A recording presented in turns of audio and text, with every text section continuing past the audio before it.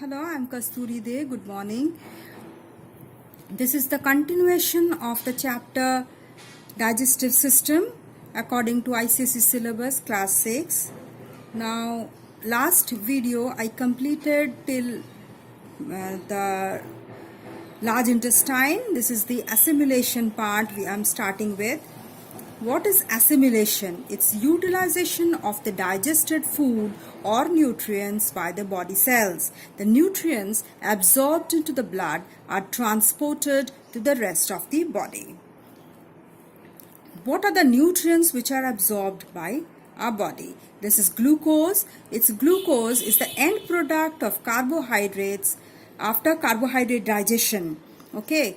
It is absorbed to release energy for cell activities. Amino acid is the end product of protein digestion, and it is absorbed to grow, repair worn out cells and tissues. Fatty acids and glycerol, they are the end products of fat digestion. They are digested. They are absorbed in our body to act as reserves of energy and are stored for further use. Okay, now in a gist, the name of the organs and the functions of the same organs.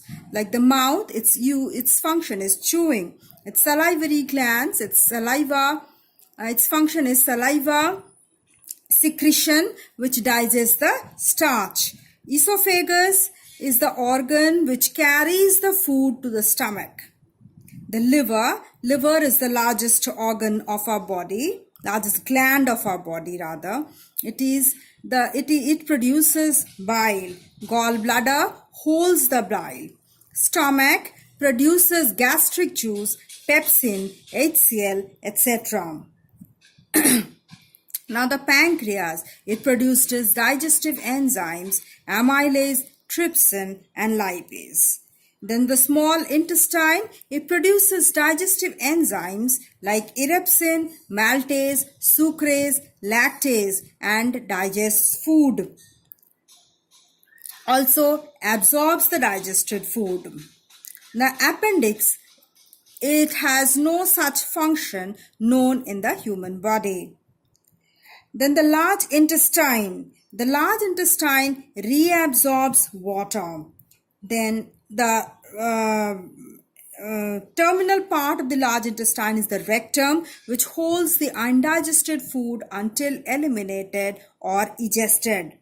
Anal opening or anus, it is the opening through which undigested food is digested out. Okay. Next comes this is the part of the digestive canal from the stomach. This is the liver, this is the pancreas, this is the large intestine, this is the small intestine continuing, this is the appendix, this is the cecum, colon, this colon continues here, comes to rectum, and this is the anus. Okay. Now we come to the structure of the tooth. This is the structure of a grinding tooth. Okay. The upper part is the crown. This is the neck part and this is the root part. The upper part, the crown, is mainly the enamel, which covers the dentine part. Enamel is the hardest substance known in our body. Then dentine covers the pulp. Okay, this is the neck region. This is the gum rather. Okay, and this pulp consists of blood vessels and nerves that is. Okay. Now the crown, the top portion of the tooth which can be seen. Okay, the neck, the part of the tooth at the junction of the crown and the root. The liver at which the cementum covering the root of a tooth and the enamel of the tooth meet. Root, the lower part of the tooth which is fixed in the jaw and is surrounded by the cement. Enamel, the white hard layer which surrounds the crown. It is the hardest substance known in our body.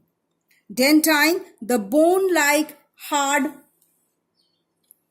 substance just below the enamel. It supports the tooth. It forms the bulk of the tooth. It has a hollow space. Now comes the pulp.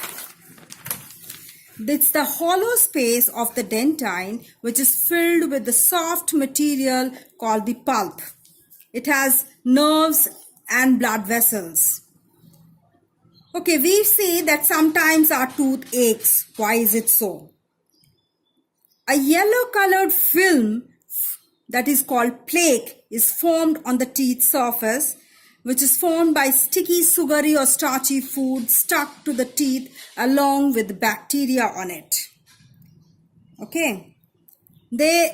These produces cavities formed on the tooth by the bacteria which produce acids which in turn erodes the enamel of the teeth, forming caries. This is called caries.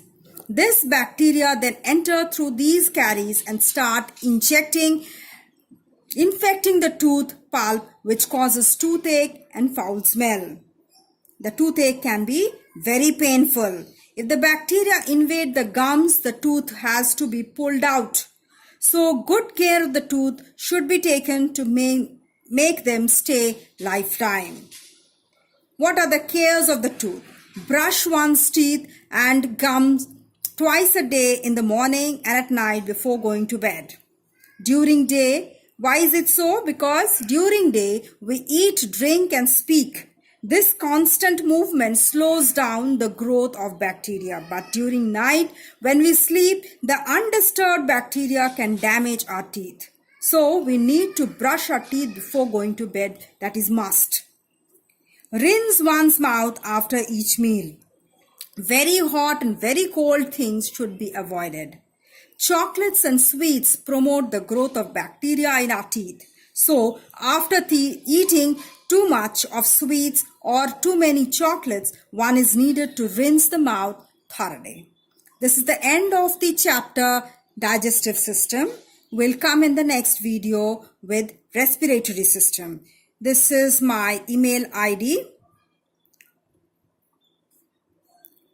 kasturi74@gmail.com. If you have any query, please contact this email ID and please do subscribe if you like the video. Thank you.